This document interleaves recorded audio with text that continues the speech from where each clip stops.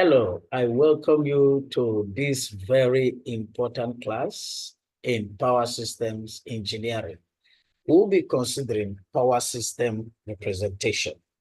Recall that in our previous class, we looked at power systems analysis, the requirement for power systems analysis or steps involved in power systems analysis, which we said one is to analyze the problem, then develop an equivalent circuit for the problem, then look for appropriate data for the problem.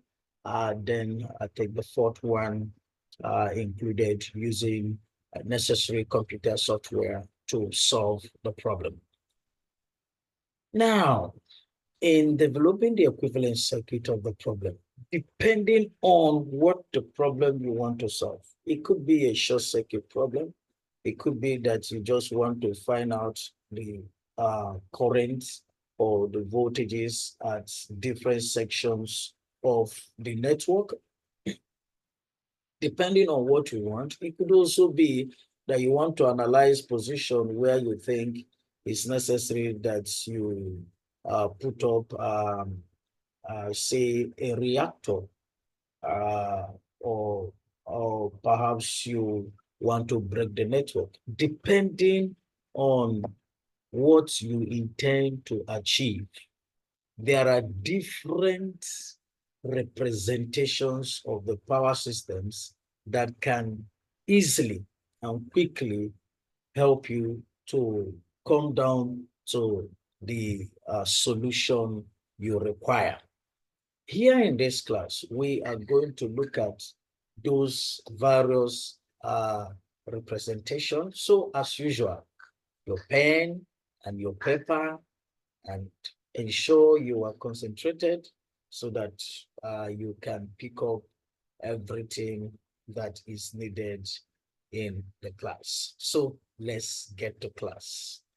Power system representation. We say the representation of power system is crucial step in conducting effective studies involving the creation of a network diagram using its equivalent circuits.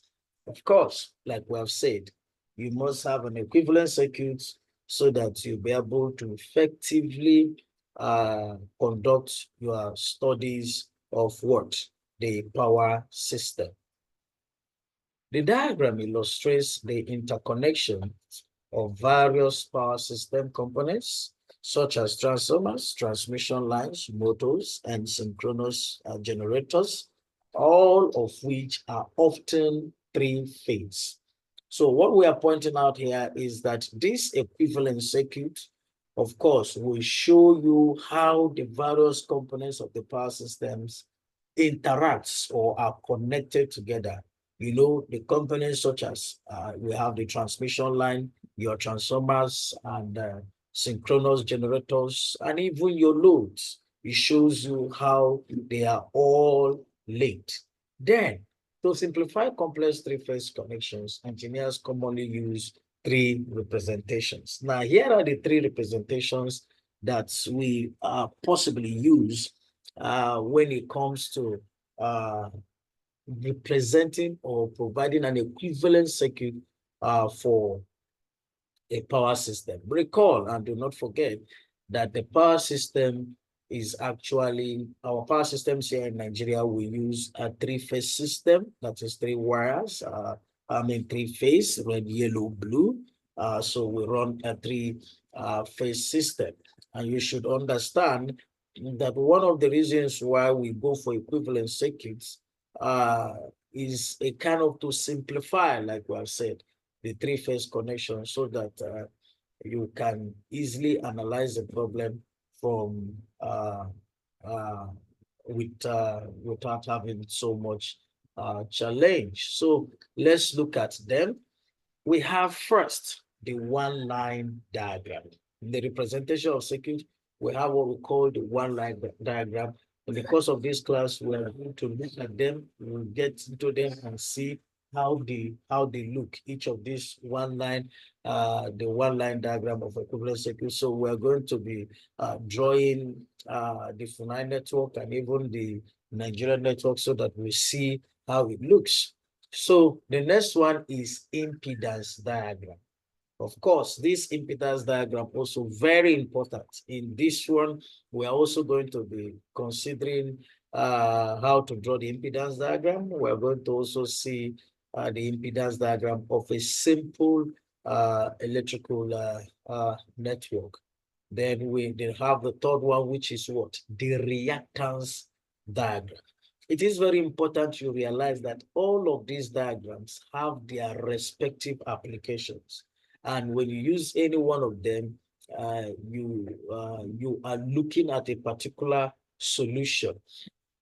So now let's look at them. These representations provide concise visualization of the power systems, aiding in the analysis and the study of its components and connections. We look at the one-line diagram. What do we say the one-line diagram is, and what does it represent? We said it represents is a symbolic representation of what? The power system, illustrating its main connections and component arrangements. It is a simplified network diagram that includes essential data such as output ratings, voltages, resistance, and reactance for each system component. This diagram provides a clear and concise overview of what? The power system structure and key information. So when you are looking for a clear and concise overview of the power systems and key information, you should be thinking about what? The one-line diagram. Of course, we will see this is the one-line diagram and how it looks like. So now you can see from this side. Please, for the purposes of understanding this one here, by this, what I mean here actually, this is supposed to be a generator. This is a generator G. So you can see what you have here. This is telling you the winding connection. So it is star connected. So it has a neutral that is grounded. Then you can see this is the bus bar. Now what happens here is now this is circuit breaker. These are the breaking points. We have that supply goes in from this point and gets to this point. So this is also that this is a bus bar. What you have here is a bus bar, and it gets here. Then what you have here is what? A transformer. So this side, a transformer. Then you move down to this side as you move down through a transmission line. Then from the transmission line, you get to the second transformer, which is T2. The second transformer, which is T2. And from the second transformer, which is T2, you can now see that it has gotten to what? Another bus bar. Now, it's from this bus bar that we have, these 2 and 3 here are actually generators also. 2 and 3 here represents generators. They could also be used to represent synchronous motors. Yes, synchronous motors. So, but B here that you see, B here is actually what? Load. So you can see it is tied to this bus. Now you can see from this that with this one-line diagram, we are able to represent the various components of the power system here. We have that this power system, we have how many rotating machines? We have 1, 2, 3 rotating machines. Then you can see we have how many loads? We have 2 loads, A and B. We have that load A is connected to the first bus, whereas load B is connected to the second bus. We can also see that we have 2 transformers in the system, that we have transformer 1 and transformer 2, and we have you can see also the circuit breakers in the systems. You can be able to also identify the connections of the various winding connections of the rotating machines. Okay. So now these are some important data, like we have, you can see the ratings, the MVA ratings, that is the power rating, MVA rating. You can see the voltage rating. So you can see the power ratings for generator 1, power rating for generator 2, power rating for generator 3. So you can see that 30 MVA, 15 MVA, 25 MVA. You can see transformer T1 has 15 MVA. You can see also that transformer T215 MVA is also a three-phase transformer. You can see that there are synchronous reactances. You can see the reactances, so you can see the transmission line impedance per phase, resistance per phase in ohms. You can see load A and load B. You can see 40 megawatts. So you can see their power factors. So this is actually a one-line diagram. Of course, as we proceed in the course of this lecture, we are going to be doing a per unit system, and you will see what role and some things we can calculate using the one-line diagram. So let's look at the next one, which is what? Impedance diagram. Let's consider, and like we said, as you look at them, please try to highlight the differences between them. There's a difference between the one-line diagram. You can see why we say the one-line diagram is symbolic representation. Let's look at the impedance diagram. The impedance diagram is a single phase representation of a power system and its components, emphasizing their impedance characteristics. So you can see why in the other case, we're not saying, okay, let's proceed. It simplifies the power system by focusing on impedance alone, providing a streamlined perspective for analysis. So we can represent the impedance diagram of a single line diagram in figure 1. So that single line diagram that we have in figure 1 or one line diagram, look at the impedance diagram. So you can see this is what the impedance diagram. Now you can see that when we drew the one line diagram, we're using all of these symbols, equivalent circuits, impedance and resistance. You can see here, all you are seeing now, impedance and resistances. Now let us try to explain what we have here. You see for that one line diagram, now you can see here, what do we have here? This is that generator 1, and this is its internal impedance, of course, the winding impedance. And move down, then this side, load A, you can see the load A, so you can see the impedance. It is represented in terms of its impedance. Now you can see also the transformer. Can you see the transformer? Good. This is the reactance of the transformer coil, that is transformer T1.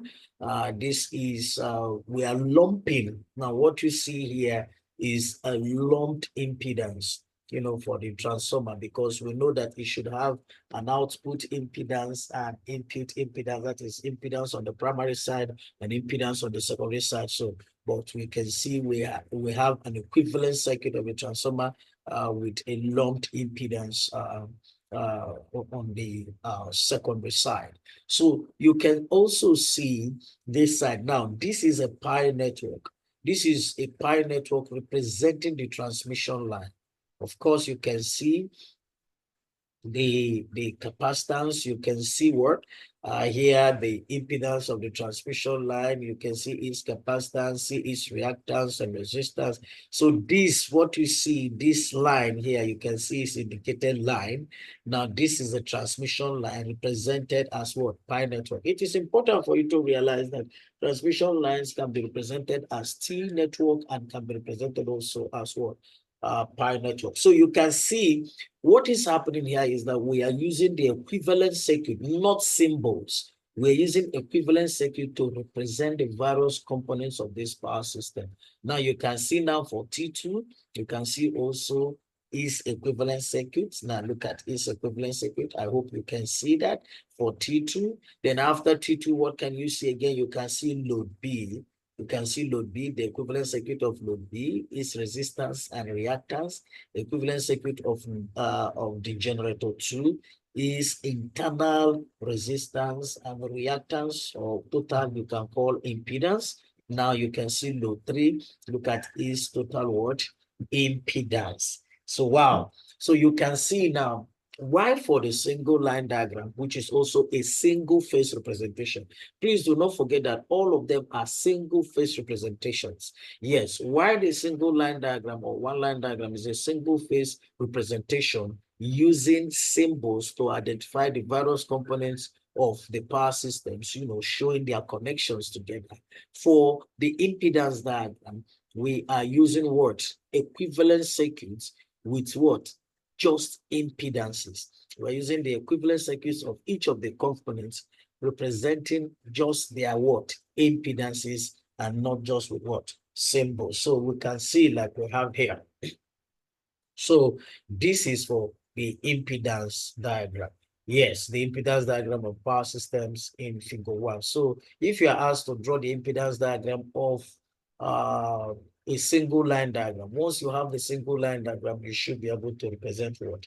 The impedance diagram. Now let us look at the following. The following assumptions are made, obtaining impedance diagrams. We want to look at the assumption. Now, assumption 1, a single phase transformer equivalents are shown as ideals with impedance on appropriate side. We have that the single phase transformer equivalents are shown as ideals with impedance on appropriate side. Of course, you can see from our previous slides that the single phase transformers equivalents are shown as ideals with impedance on appropriate side, either the LV side and what, or the HV side. So we can see also that the magnetizing reactance of the transformers are negligible. Very important. The magnetizing reactance is what? Of the transformers are what? Are negligible. So we can also see that the generators are represented as constant voltage sources with series resistance or what?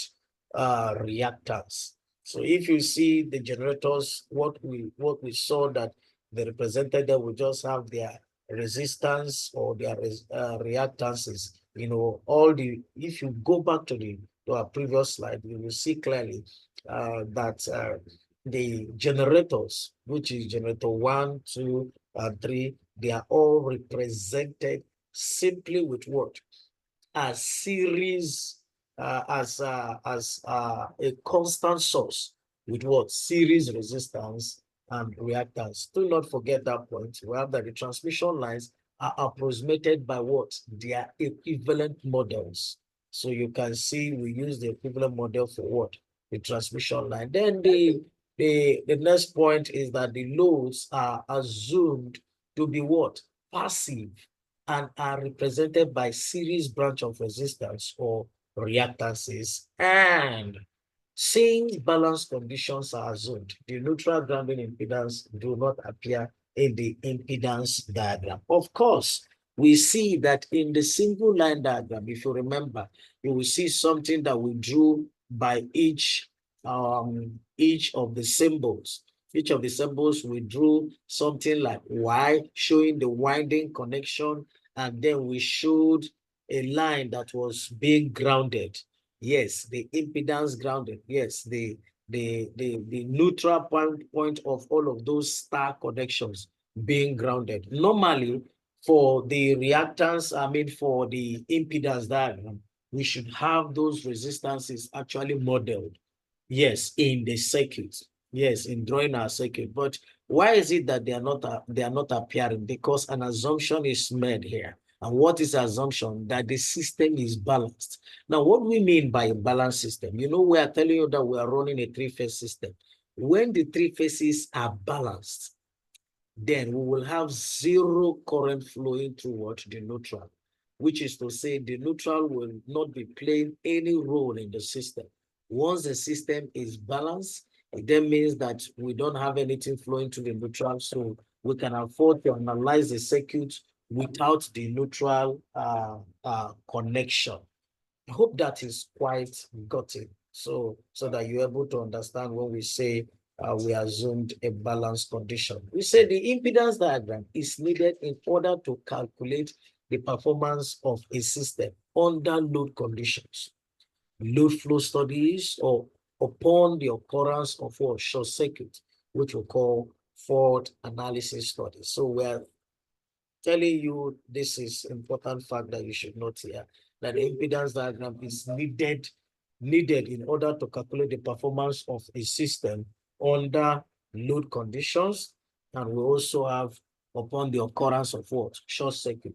most times, this is the model you use when you want to do your fault analysis or your load flow studies. Then reactance diagram. What do we need to know about reactance diagram? The reactance diagram is a further simplification of the impedance diagram.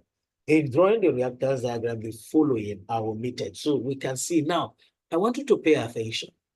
When we say impedance, we are talking about resistance and what? And reactance.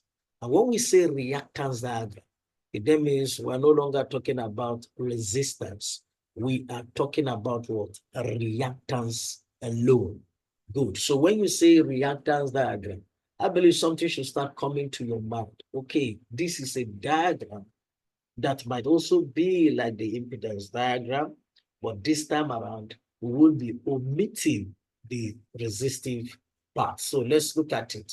So all static loads on the power systems, look at it, all static loads on the power systems are omitted. We omit all static loads on the power system. And what do we mean by static loads? This is what we mean by static loads. Static loads don't have reactive parts.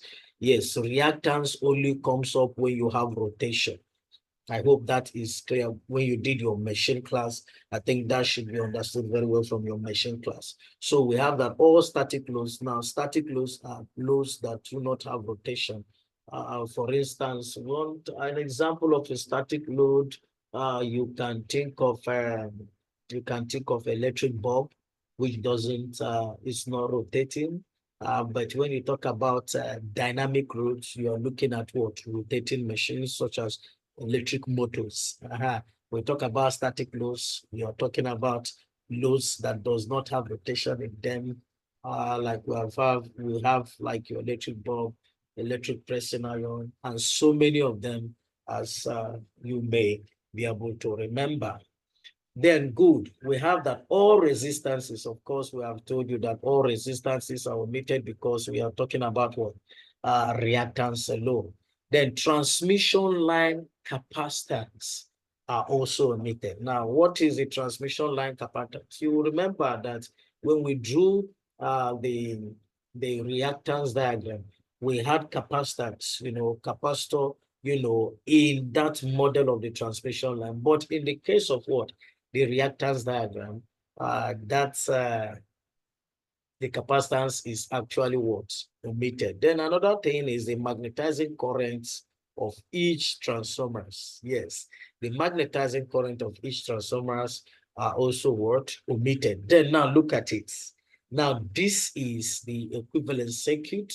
Yes, the reactance equivalent circuit for the same network that we have been using. Remember the power system network we drew for the single line diagram, where we did with single line diagram, where we have what? Do you still remember that we have three generators, generator 1, 2, 3. Then we have two loads, that is load A and load B, and we have load A of bus 1, and that bus 1 is where we have generator 1. And we have load B of bus 2. That bus 2 is where we have generator 2 and generator 3.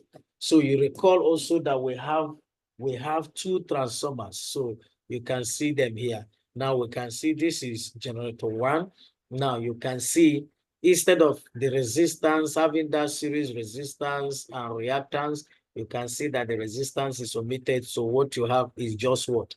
Reactance. So you can see here also, this is for the transformer. So you can see that formerly the magnetizing currents of the transformer was included for the case of the reactance diagram, and that's why you see in the reactance diagram the way it was drawn. I mean, in the impedance diagram, the way it was drawn. But you see, for the reactance diagram, we are ignoring the magnetizing current. And because we are ignoring the magnetizing current, you see that we no longer have, like drawing the transformer with two coils oppositely facing each other. So we just have the single word, reactance, series reactance of what? The transformer. Then we have, this is transformer T1, then this is the transmission line. Remember, we told you for the transmission line also that we are ignoring what?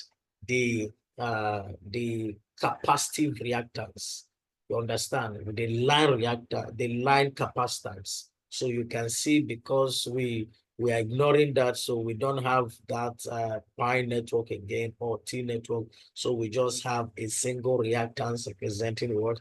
The transmission line. And like, following the same assumption for T1, we're making the same assumption also for what? For T2. Then we come down to this place. Now notice that we are supposed to have load B here also. The same reason why we ignored load A. Remember that we said all static loads on the power systems are omitted. So you can see in this case that we do not have, the loads have been omitted, and we have generator 1 and generator 2 and generator 3 alone on this side of it, and with just what? With only their reactances indicated. Wow. Okay, so this is the reactance diagram of the power system in Fig 1. That is where we did the one-line diagram. And I think that is well understood. So with some of these ones that we've been able to learn here, I don't think that there is any network you'll be given and you'll be asked to model this network as a single line diagram that you will not be able to model it, or you are asked to model this network as an impedance diagram and you will not be able to do that, or perhaps you're asked to model this network as a reactance diagram, and that will be difficult. I believe you've been able to get some basics on basic knowledge on how to carry out the modeling of this network. It's important to note this fact that these impedance and reactance diagrams are also referred as well positive sequence diagrams or networks. I know some of you will be confused. What is a positive sequence diagram? Well, when you meet in your class, when you'll be doing fault analysis, you'll be able to be exposed to what? Positive sequence. So stay with us as we meet in that class where we're going to give you details on, we have positive sequence, we have negative sequence, and we have zero sequence. And we're going to look at that in when we start looking at short circuit faults in power systems. Then the Nigerian power system. Here we want to show you how our power systems, they are connected. Now you can see what we have here. We can be able to model this as what? A single line diagram. First and foremost, you must note, one, you have power plants. This is the power plant. So we can model the power plant with what? The symbol of a generator. You know, the symbol of a generator is just, you draw a zero and with a curve in the center of it to represent what? The generator. Then this is what? A step-up transformer. Yes, a step-up transformer. Just you know the diagram, the single line diagram for what? A step-up transformer. Then this is, all these towers are not captured in single line diagrams. We just symbolize them with what? A transmission line. So all this is a transmission line between this and this. Then you have another transformer. Then you have a transmission line between transformer 2 down to the point 3. That's another transmission line. Then you now have this, this is another line down to this place. Then you now have, this is the load. This man here will be serving as a load, which is the home.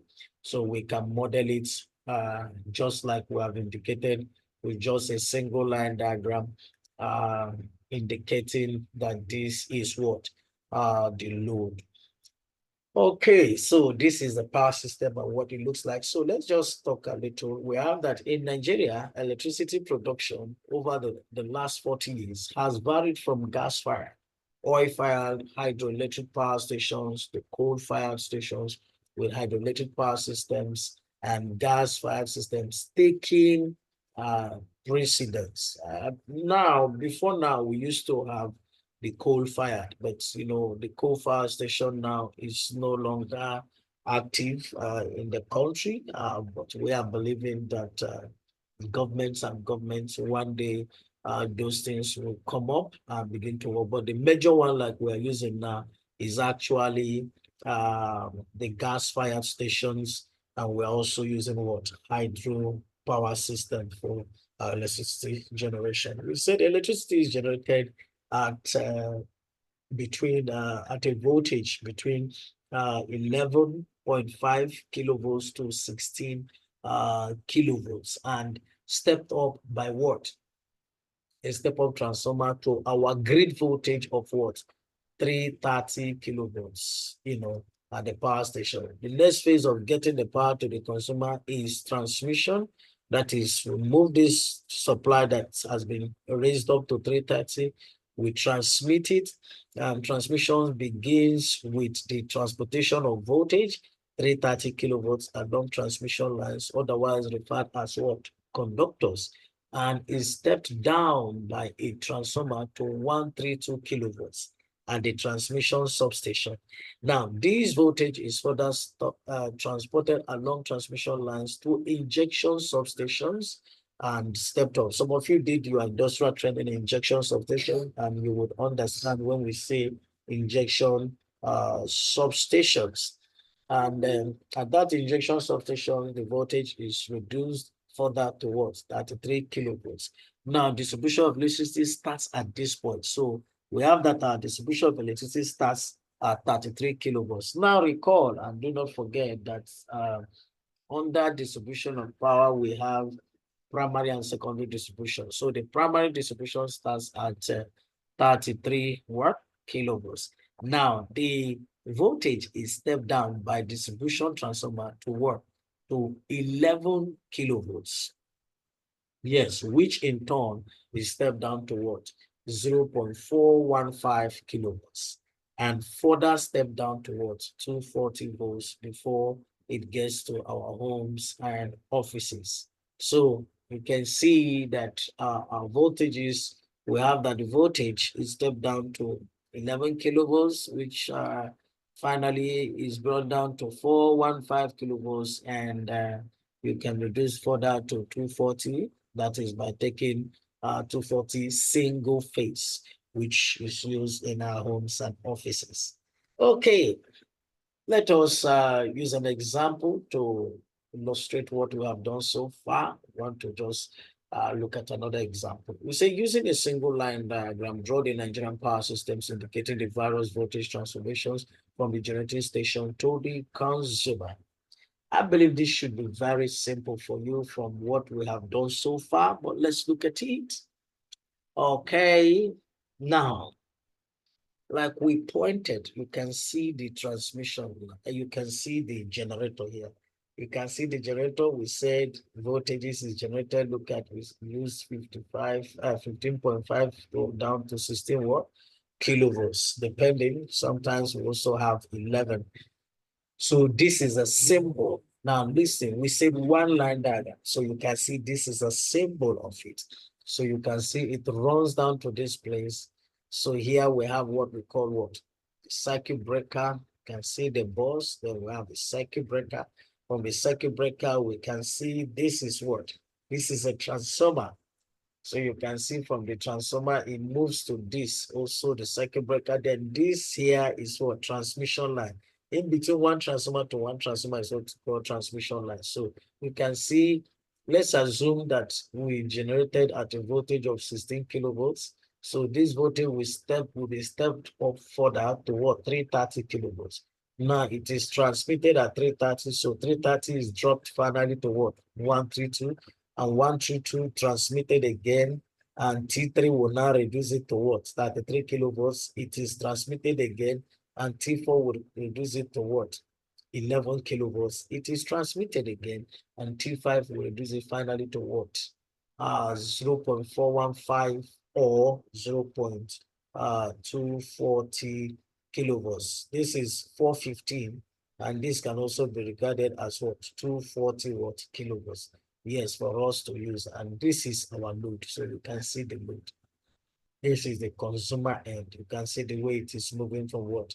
This bus bar. So it is, I think with this, we've been able to point out clear how you can represent the entire power system. One thing for you to see here is that we see how all of the components of the power systems are what? Interconnected. Okay, so this is figure of power systems indicating the voltage transmission from generating station to what? The consumer. So we may ask you to draw this, and we expect that you should be able to put this and to put some relevant data as you can as you have or you were given. So this is one for you to try. Yes, they say that yeah, engineering is about practice. So it is only when you practice that you get to understand for yourself. So we'll give you an assignment so that you go and do. We say, repeat example 1 for Funai electric power system. Of course. So you know the power system will run in Funai. Can you go and help us get a single line diagram? And another, after getting the single line diagram, can you also go ahead and get us also what? The reactance diagram. Having gotten the reactance diagram, also draw also what? The impedance diagram. So let us meet in class where we will discuss if you have further questions. Thank you for listening and see you thank you so much for listening, and we'll see you in class. Have a great day. Bye.